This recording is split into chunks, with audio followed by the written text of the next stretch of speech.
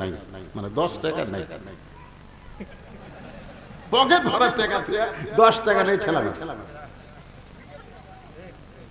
দুই কান্দের ফেরেশতা বলতেছে, আল্লাহ এর কান্দর থেকে কি করব, এর কান্দর থেকে করব কি, পকেট ভরা টাকা থেকে তাই তোমার দান বাক্স ঠেলা মারি কি? আল্লাহ বলতেছে, ওই দান বাক্স ঠেলা মারেনি রে, ওই জান্নাত ঠেলা মারছে, জান্নাতই ঠেলা। যতই নামাজ পড়ো কাম হবে না। এই কমিটির মধ্যে এরকম একটু চিন্তা করতেছে, গরমের মধ্যে তোমার ফ্যান দিয়েছে, তারপরে গরম লাগতেছে। হ্যাঁ, হোক, অসুবিধা নেই, আপনি কি তোর ফ্যান নেন? তের কি ভিতরে একটা সন্দেহ হচ্ছে যে শেষ পর্যন্ত লোক থাকতে একেবারে হুজুর যে ওয়াজ ধরলো, আমি আপনাকে এলাকার জীবনে আছি কন একটু প্রাণ ভরে ওয়াজ করি, আপনারা শোনেন। তেরকে খুশখুশিটা বন্ধ করার জন্য আপনার কাছে চাদর আর রুমাল যাবে। এই মুরব্বি, ও মুরব্বি, মুরব্বি দেখছেন,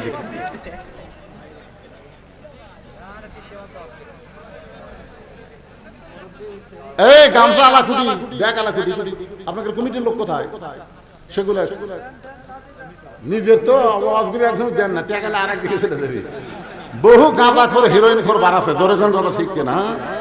আর মেয়েদের মধ্যে যদি মেয়েরাই আদায় করে তাহলে কোনো সমস্যা নাই, আর আপনাকে বিশ্বস্ত লোক পাঠাবেন।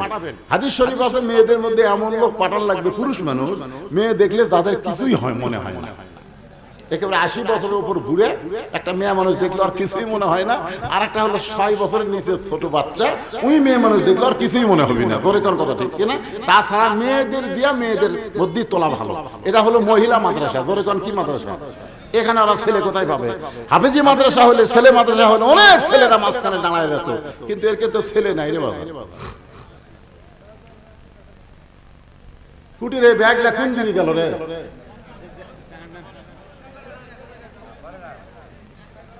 এই সাইড থেকে ধরছে, এই সাইড থেকে দেখতে দিচ্ছে। আপনারা দিচ্ছেন সবাই, খাখায় দেওয়া শেষ। আপনি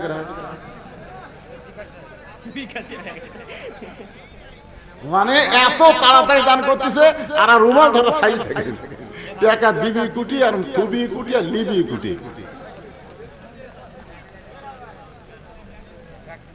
আমার মা বোনেরা, পর্দার অন্তরালে যারা আছেন, মা আল্লাহ রাস্তা আপনারাও দান করবেন।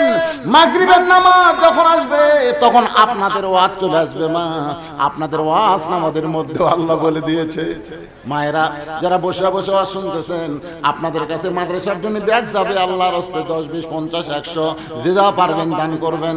দানকারী গো পিতা মাতা, সুখে রাখো কবরে, নূরের টুপি পরাইয়া উঠাবেন হাসরে। এখানে এমন কোন আল্লাহর বান্দা কি আছে যে মহিলা মাদ্রাসায় একটা কোরআন শরীফ দান করবে? একটা কোরআন বাবদ মাত্র 500 টাকা।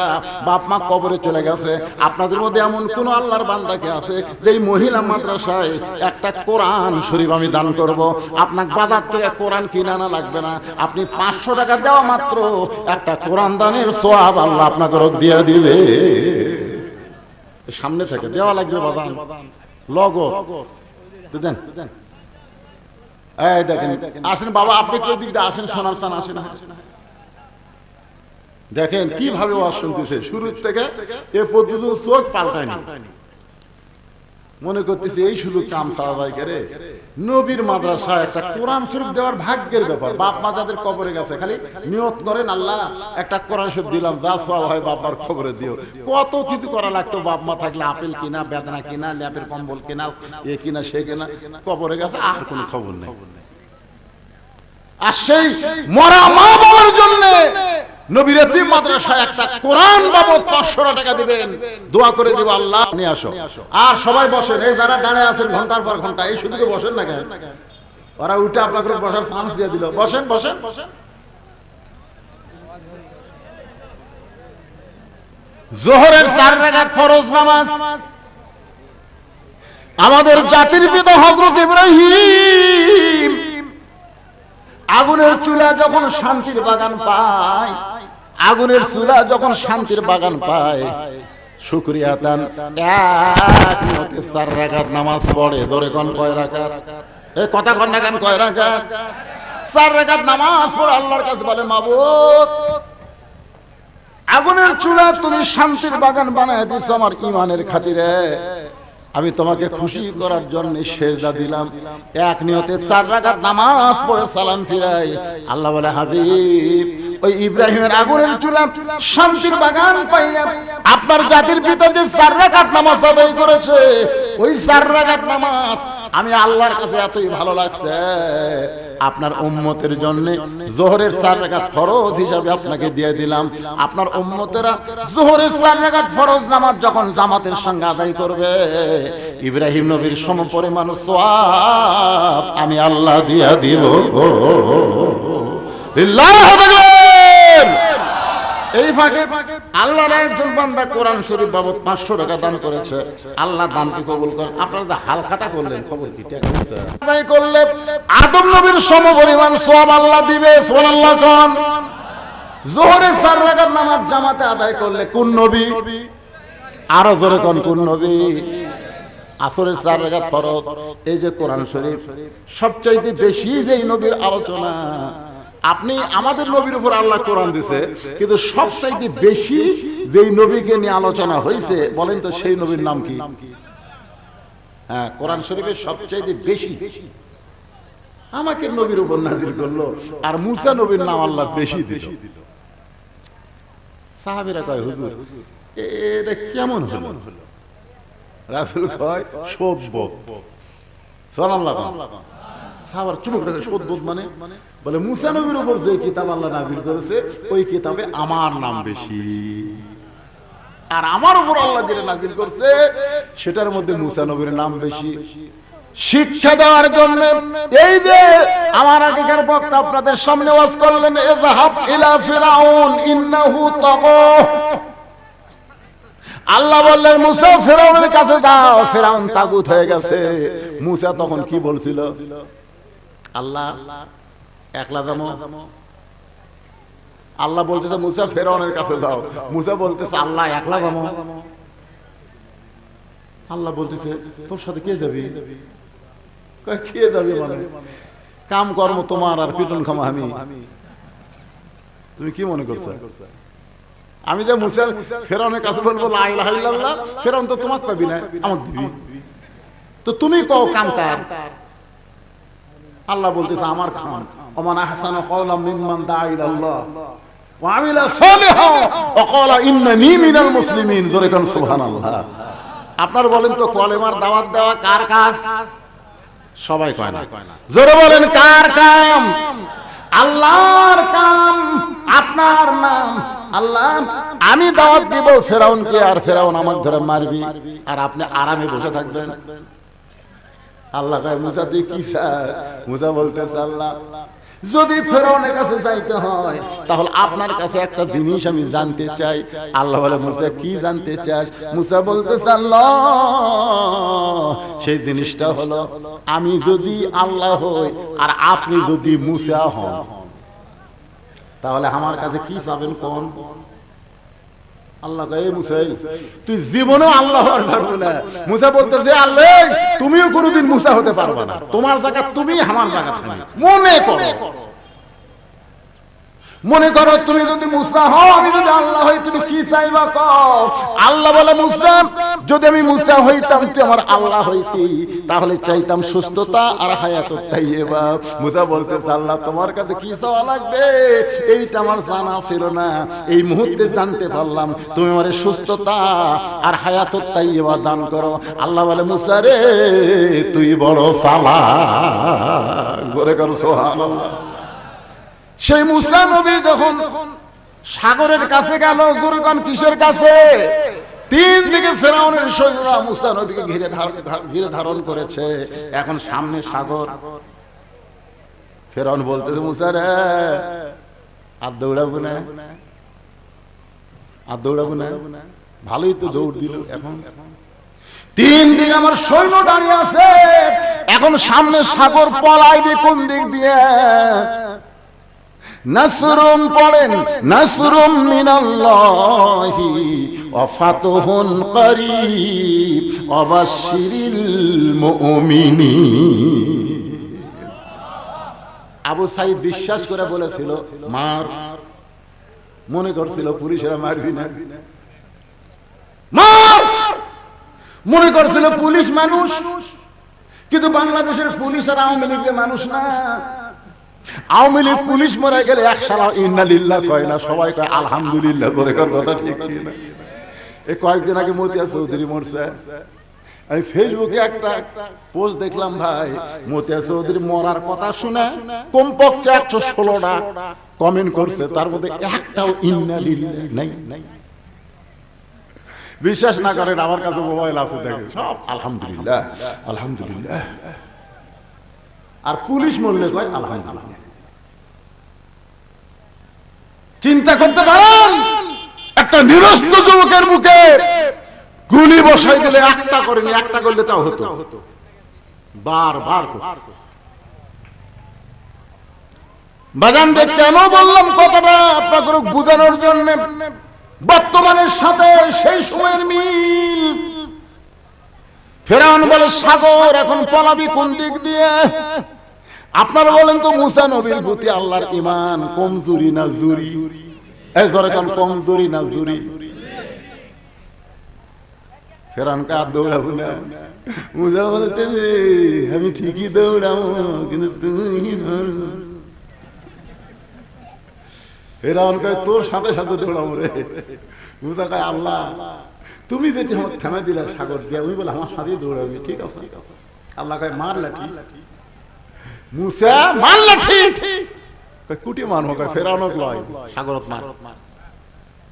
12টা রাস্তা হয়ে গেছে, মুসা নবী সেই রাস্তা যে মারছে দূর, ফেরাউন সাথে সাথে দলবল নিয়ে দৌড় মারছে। বাজান যাওয়ার আগে নাই, তার আগে সাগর একাকার হয়ে গেছে। ওই ফাঁকা জায়গা মুসা নবী তার সাঙ্গ পাঙ্গদেরকে বলতেছে যে আল্লাহ সাগরকে রাস্তা বানায় দিল, ওই আল্লাহর শুকরিয়া তান আমরা আল্লাহকে সেজদা দিব। আল্লাহ সুবহানাল্লাহ আলহামদুলিল্লাহ যতই জিকির করেন, আমার দয়াল বাবার দরবারেতে যতই করেন, কোন জিকিরে আল্লাহ খুশি না। সবচেয়ে বড় খুশি হলো রুকু সেজদার নামাজে। ধরে কোন কথা ঠিক কিনা? কবরে যখন যাবেন, ভাইরে কবরে যখন যাবেন, মুনকির নাকির এসে প্রশ্ন করবে, মান রব্বুকা, তোর রবকে? আপনি কিছুই করা লাগবে, আপনি ডাঁটে ঘুম পারবেন, আপনি নামাজ খাড়া হবে, আপনি জানবি না, আপনি জানবারই পারবেন না। আপনার নামাজ খাড়া হয়ে বলতেছে কে রে মুনকির নাকির, কাকে রব সম্পর্কে প্রশ্ন করিস? এই সারা জীবনে কয় ওয়াক্ত নামাজ পড়ছে মুনকির নাকির? আমরা হিসাব জানি। তাহলে রব সম্পর্কে প্রশ্ন করতেছিস? এই মসজিদের মধ্যে ঢুকাই নামাজের নিয়ত করেই বলছে আলহামদুলিল্লাহি রাব্বিল আলামিন।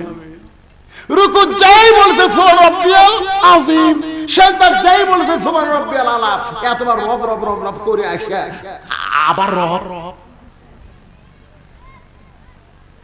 মুনকির নাকির কয় আল্লাহ তোমার বান্দাকে রব সম্পর্কে প্রশ্ন করার পরে নামাজ যে খেপা খেপছে, আল্লাহ কয় যে নামাজ নিয়ে কবরে আছে, ওর আবার কিসের রব দেয়া লাগবে? ওর উত্তর হয়ে গেছে। যার নামাজ আছে তার রবের উত্তর হয়ে গেছে, সুবহানাল্লাহ। যার নামাজ নাই তার খবর কি? আল্লাহর বান্দার একটু মনোযোগ দিয়ে কথাগুলো শুনবেন। শুকরিয়া তান 4 রাকাত নামাজ আদায় করে, ওই 4 রাকাত নামাজ আল্লাহর এতই ভালো লাগে, আল্লাহ বলে হাবিব মুসা নবীর 4 রাকাত নামাজ আমি আল্লাহ বড় যত্ন করে রাইখে দিয়েছি।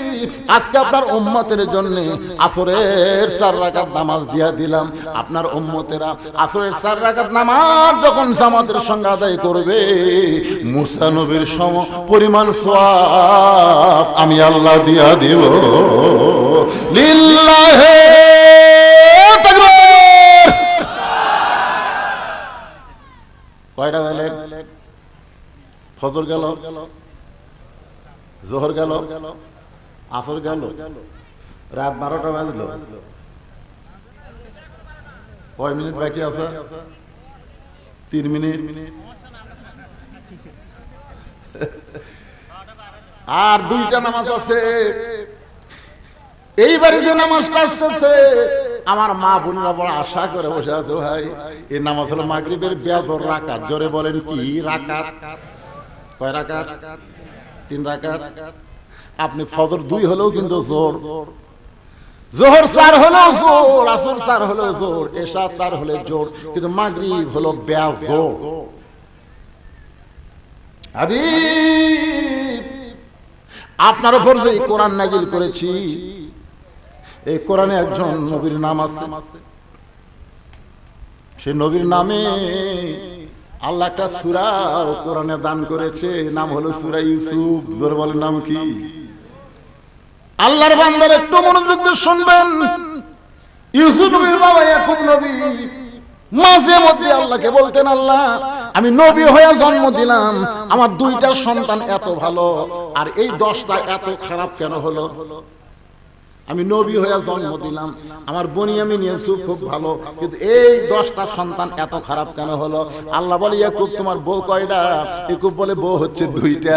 তোমার যে বউ ভালো সে বউয়ের বেটা ইউসুফ আর বনিয়ামিন ভালো, আর তোমার যে বউ খারাপ ওই বউয়ের পেটের 10 বেটাই খারাপ।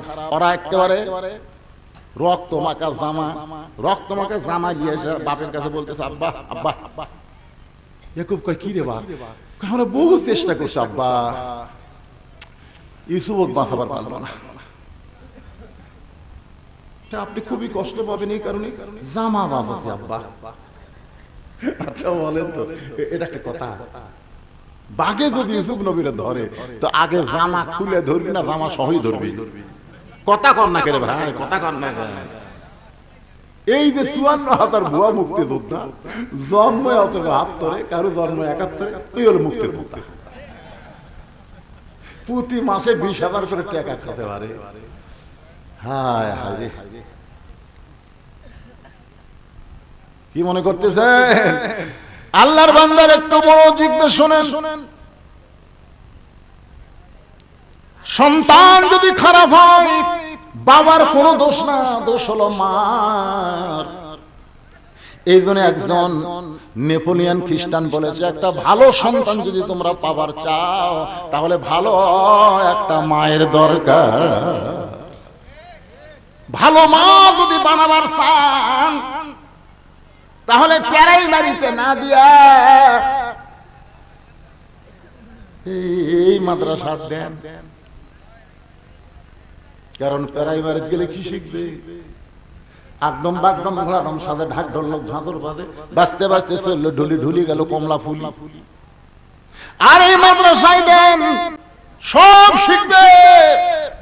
এখনকার মাদ্রাসা শুধু কোরআন হাদিস শিক্ষা দেয় না, এর সাথে সাথে বাংলা ইংরেজি অঙ্ক বিজ্ঞান পর্যন্ত শিখায়। জোরে কোন কথা ঠিক কিনা ভাই? কথা কন না কেন? মেয়েদের সবচাইতে গুরুত্বপূর্ণ যে জিনিস সেটা হলো পর্দা। পর্দা যদি না থাকে ওই বেপর্দার পেট থেকে কোনদিন আল্লাহওয়ালা আসবে না। বেপর্দার পেট থেকে কোনদিন ভালো সন্তান জন্ম নেবে না।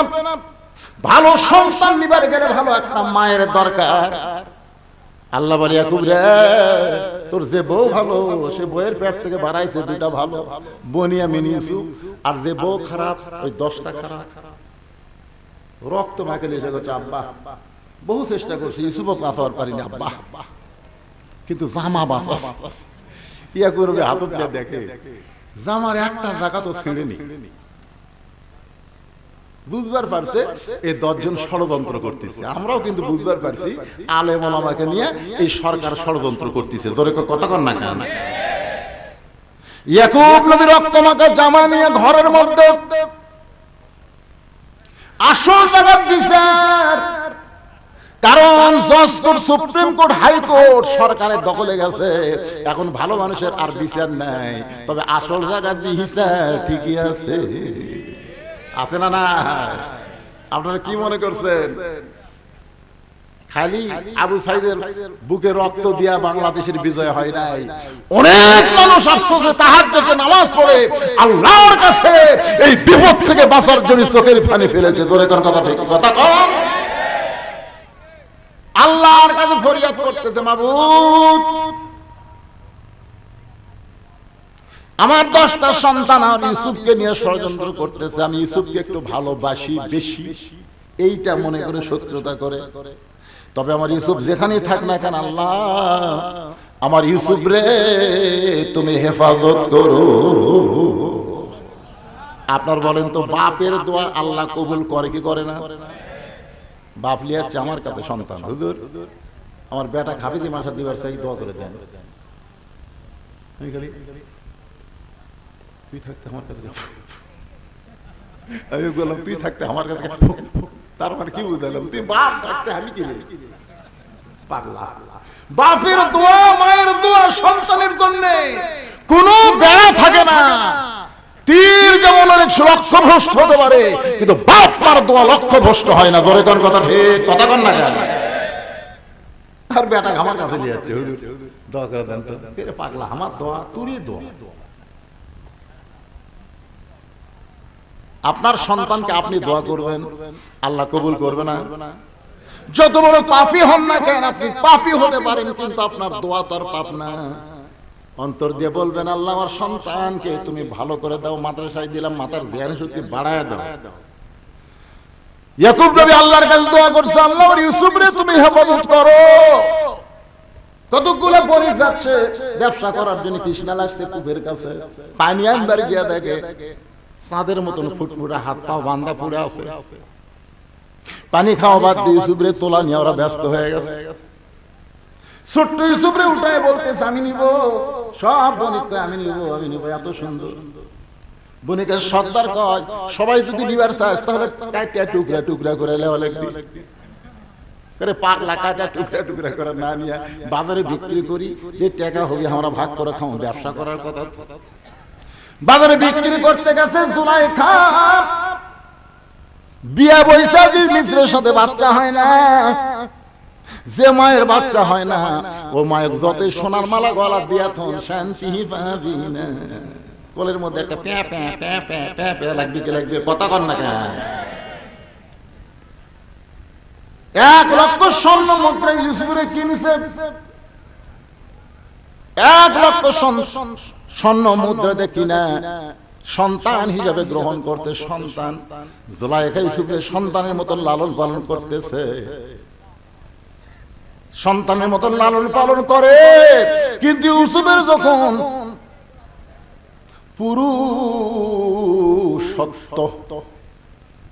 পুরুষত্ব বোঝেন না, একটা পুরুষ মানুষ বাইরে থেকে চিনার উপায় কি? কাপড় চোপড় সব দেওয়া থাকবে, কিন্তু বাইরে থেকে চিনবেন। আমাকে এক মেয়ে বলতে, হুজুর আমার স্বামী খুব সুন্দর, তো আমি একটু সাথে বের হলি, রাস্তার মেয়েরা খেলে আমার স্বামীর দিকে তাকা থাকে। দোয়া করেন হুজুর আমার স্বামীকে কোনো মেয়ে যেন নজর না দেয়। আমি বললাম দোয়া লাগবে না, তোমার স্বামী চাচা বানা। তা আমাকে রাগ করে কয়, হুজুর স্বামী কোনোদিন চাচা হয়? আমি বললাম চাচা কবার করছি না বানাবার করছি? চাচা বানান।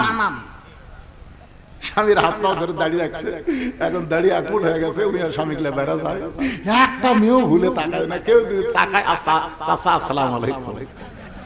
বউ কই আরে দাঁড়িয়ে না মরদ রে,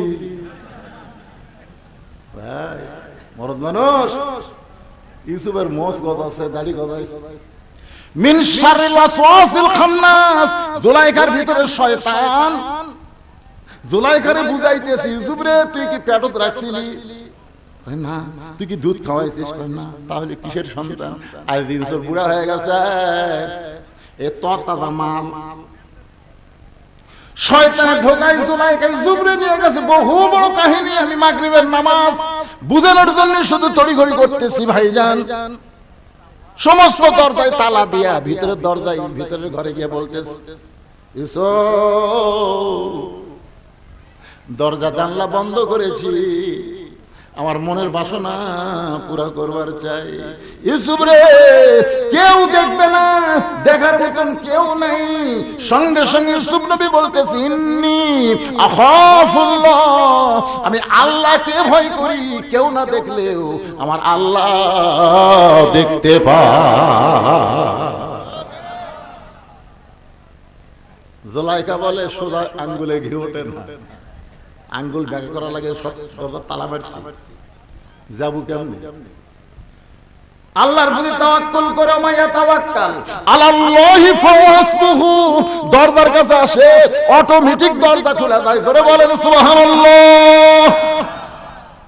সব দরজা যখন খোলা শেষ, শেষ দরজায় গিয়ে জুলাইখা ইউসুফের পিছনে এমন ভাবে খামোশ মারছে, পাঞ্জাবি ধরছে, মনে করছে কাপড়ের মহব্বত ইউসুফ ব্রেক করবে।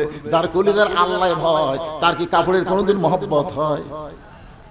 ইউসুফ যখন চলে গেছে, এমন সময় জুলাইখা চুলগুলা উস্কো খুস্কো করে রাজ দরবারে গিয়ে কাঁদতেছে।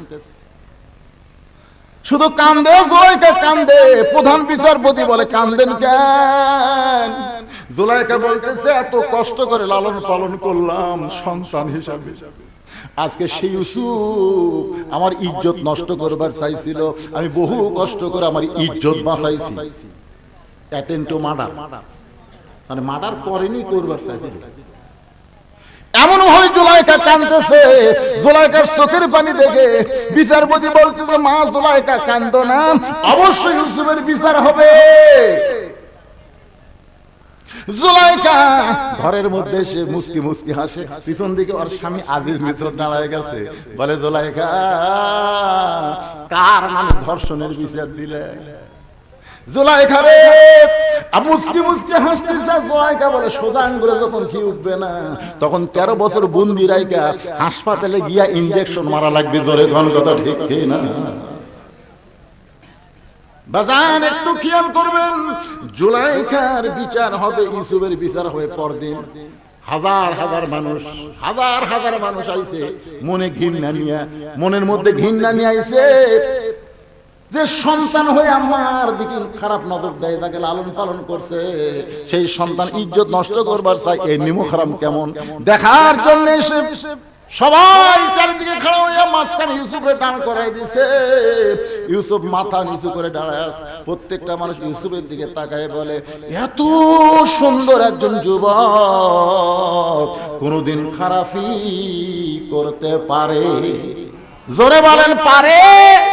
50 বছর কোরআনের তাফসীর করা বাংলাদেশের শ্রেষ্ঠ মুফাসসির, চেহারার দিকে তাকাইলে মনে হয় এই মানুষটা কোনোদিন রাজাকার হইতে পারে।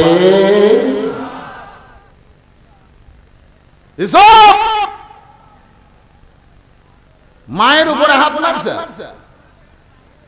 তোমার মা জুলাইখা লালন পালন করছে, তার ইজ্জত নষ্ট করার জন্য হাত মারছে। ইউসুফ কাঁদতেছে, কারণ অভিযোগ ছাড়া যখন বিচার, অভিযোগ দিয়েই বিচার, তদন্ত ছাড়া এখানে কোনো কথা বলার উপায় আছে? জুলাইখা অভিযোগ করছে আর তদন্ত ছাড়াই বিচার শুরু হয়ে গেছে। মায়ের স্তনে দুগ্ধ পান করে ছোট্ট শিশু চিৎকার করে বলতেছে, রে বিচারক, ইউসুফের বিচার করার আগে তদন্ত করো। বিচারক বলে, কে কথা কয় রে? মা নিয়ে বলে, আমার বাচ্চা 3-4 মাস বয়স, আমার দুগ্ধ পান করে, আর জবানে কথা ফুটতেছে। বলে, এবার টেবিলের উপরে বাচ্চাকে রাখো। বাচ্চা বলতেছে, বিচারপতি, বিচার যদি করবার চাও তাহলে তদন্ত করে বিচার করো। ইউসুফের সামনে যদি জামা ছেঁড়া হয় তাহলে ইউসুফের দোষ, আর পিছনে যদি জামা ছেঁড়ে তাহলে জুলাইখার দোষ। কারণ ইউসুফ জুলাইখাকে ধরবার চাইছিল, জুলাইখা ইজ্জত বাঁচানোর জন্য ইউসুফের জামার সামনে ছেঁড়া ফানা পাট করে দিছে। কিন্তু জুলাইখা ইউসুফকে ধরবার চায়, ইউসুফ ধরা দেয়নি। এখন দেখো জামা কোন দিকে ছেঁড়া, সামনে না পিছনে ছেঁড়া। সমস্ত বিচারপতি তদন্ত করে দেখে জামার সামনে ছেঁড়া তো দূরের কথা, ময়লা পর্যন্ত লাগেনি। আর পিছন দিকে তাকায় দেখে পাঞ্জাবি ছেঁড়া। সব বিচারপতি কয়, ইউসুফ মনে মনে তুমি নির্দোষী, কিন্তু আমরা জবান খুলবার পারতেছি না, আমরা চাপে আছি। চাপে এমন চাপত ছিল ভাই, যেরকম ঠিক কি না?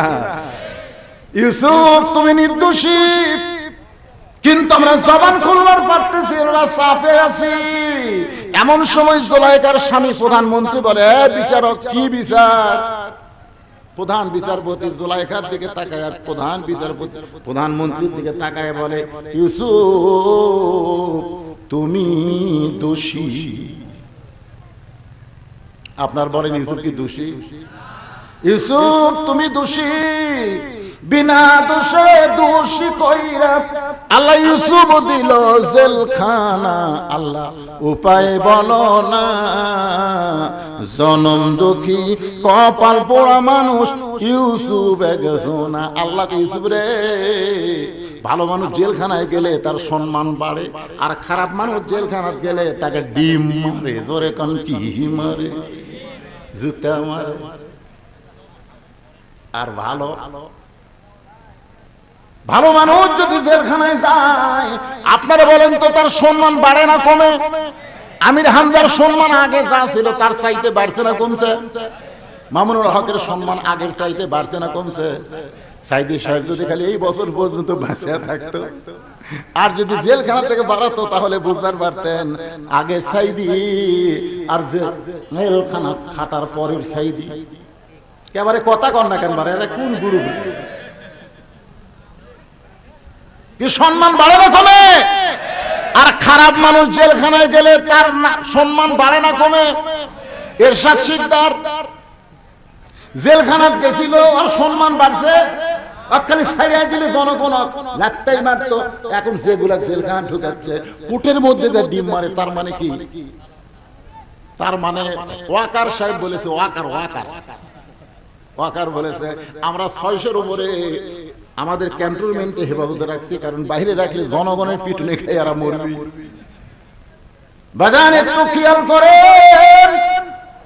ইউসুফ নবীকে আল্লাহ তাআলা জেলখানা থেকে বের করলো, অসম্মান করে না, সম্মান দিয়ে বের করে। বাজান বিশাল কাহিনী। ইয়াকুবের সঙ্গে ইউসুফ নবীর দেখা হলো। ওই দেখা হওয়ার পরে শুকরিয়া তান 3 রাকাত নামাজ পড়ে বাপ বেটা। আল্লাহ ওই নামাজ এতই পছন্দ, নবীর ডাক দিয়ে বলে ওই 3 রাকাত নামাজ আমি আল্লাহর এতই পছন্দ। আপনার উম্মতেরা মাগরিবের 3 রাকাত নামাজ যখন জামাতের সঙ্গে আদায় করবে, ইয়াকুব ইউসুফ সমপরিমাণ সওয়াব আমি আল্লাহ তাদের আমল নামায় দিয়ে দিব। লিল্লাহি তাকবীর। এখন এক ওয়াক্ত বাকি আছে, এশার নামাজ। এখনো একজন নবী কিন্তু মরে নাই, তার কবর দেওয়ার জায়গা আমরা বারবার দেখি। যতবার মদিনায় যাই, রাসূলের রওজা জিয়ারত করার ওই ফাঁক দিয়ে দেখতে গিয়ে দেখি এক জায়গা ফাঁকা, 2 জায়গা ফাঁকা। এই 2টা কবর ফাঁকা রাখার কারণ হলো, একটা কবরে থাকবে ঈসা আলাইহিস সালাম, আর একটা কবরে থাকবে ইমাম মেহেদী আলাইহিস সালাম। আপনারা কি বিশ্বাস করেন? তাহলে ঈসা আলাইহিস সালাম কি মরছে নাকি? এই দুনিয়া থেকে আল্লাহ তাকে 4র্থ আসমানে রাইখা দিয়েছে। সুবহানাল্লাহ কোন। ঈসা আলাইহিস সালাম 4র্থ আসমানে যায় আল্লাহকে বলতেছে, আল্লাহ মানুষ দুনিয়াতে যায় মরার জন্য, কিন্তু আমার যে মরা হলো না, আমি কি মরবো না? আল্লাহ কয় ঈসা অবশ্যই মরবা। ঈসা বলতেছে, আল্লাহ তাহলে 4র্থ আসমানে আমারে আপনি মারবেন? আল্লাহ কয় 4র্থ আসমানে কবর দেওয়ার কোনো জায়গা নাই। ঈসা বলতেছে, আল্লাহ তাহলে মারার জন্য আবার কোথায় পাঠাবেন? আল্লাহ বলে দুনিয়ায়। ঈসা বলে, আল্লাহ আবার নবী করে কবে দুনিয়াতে পাঠাবেন? আল্লাহ কয়, ঈসা রে নবী করে আর তোমাকে দুনিয়াতে বানানো হবে না, বিশ্ব নবীর উম্মত করে দুনিয়াতে প্রেরণ করব। যেই বলছে বিশ্ব নবীর উম্মত, সঙ্গে সঙ্গে 4 রাকাত নামাজ আদায় করে। আল্লাহ বলে, ঈসা খবর কি? বলে, নবী হয়ে এত খুশি হয়নি, কিন্তু বিশ্ব নবীর উম্মত হওয়ার কথা শুনে তোমাকে 4 রাকাত নামাজ পড়ে শুকরিয়া আদায় করলাম। আল্লাহ বলে, নবী গো, ওই 4 রাকাত নামাজ আমার এতই ভালো লাগছে, আপনার উম্মতের জন্য এশার 4 রাকাত ফরজ হিসাবে কবুল করে নিলাম। নামাজ আদায় করবে জামাতে, ঈসা নবীর সমপরিমাণ সওয়াব আমি আল্লাহ দিয়া দিব। ওটার আগে আপনারা বলেন কোন নামাজ বাদ দিবেন? একেবারে বাদ দিবেন? মাশাআল্লাহ। এই নামাজ বাদ না দেওয়াটা নিয়ত করাই হলো কুরবানি। আজ থেকে নিয়ত করেন, এক ওয়াক্ত নামাজ বাদ দিব না। সবচেয়ে বড় কুরবানি হলো কি? ত্যাগ করা। ওই ঘুম টুম সব বাদ দেয়া। সাইড থেকে কি কয় বেতের নাকি?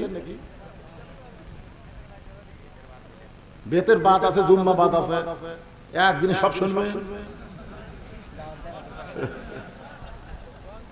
না। না, আমার প্রধান অতিথি ভাই নামাজের গুরুত্ব নিয়ে কথা বলাতে আমি মনে করলাম যে এলাকাত মনে হয় নামাজই কম চলতেছে। সত্যি? হ্যাঁ, যে মরদরা নামাজ পড়তেছেন না, হাই রে পিটন হইল। একটা ছোটবেলার গান শুনছিলাম, মধুবন সিনেমা হল। সে যে কেন এলো না, কিছু ভালো লাগে না, কবরে আসুক তারই আমি মজা দেখাবো। যদি ফুলগুলো হয় অভিমানে ছিঁড়ে যায়, আমি মালা পরে বলো কারে দেখাবো। শোনেননি গান, শোনেননি? সে যে কেন এলো না, কিছু ভালো লাগে না, কবরে আসুক তারই। সেই মার হবে ভাই, কবর যায় যেন মার না খায়। আজ থেকে নিয়ত করি 5 ওয়াক্ত নামাজ আল্লাহ আমাদের জীবনে সকলকে আদায় করার তৌফিক দান করুক। সকলে বলে আল্লাহুম্মা আমিন। আপনারা কি মোনাজাতের পার্টি মোনাজাত করেন? আল্লাহুম্মা আমিন। যারা করেন করেন, না করেন না করেন। আল্লাহ যারা কষ্ট করে মেহনত করে আজকে এত সুন্দর জান্নাতের বাগান লাগাইছে, আল্লাহ তাদের সকলকে জান্নাতি কবুল করো। এই মাদ্রাসাকে কিয়ামত পর্যন্ত কবুল করে নাও। এই মাদ্রাসায় নগদে বাকিতে যারা দান করেছে, আল্লাহ সকলের দানকে কবুল করো। আজকের মাহফিলের সভাপতি, প্রধান অতিথি, বিশেষ অতিথি, সহসভাপতি, আল্লাহ সবাইকে মাফ করো, কবুল করো। মাদ্রাসার মহতামি, মাদ্রাসার তালবে, আল্লাহ সকলকে তুমি কবুল করে নাও। আল্লাহ আমাদের বাপ মা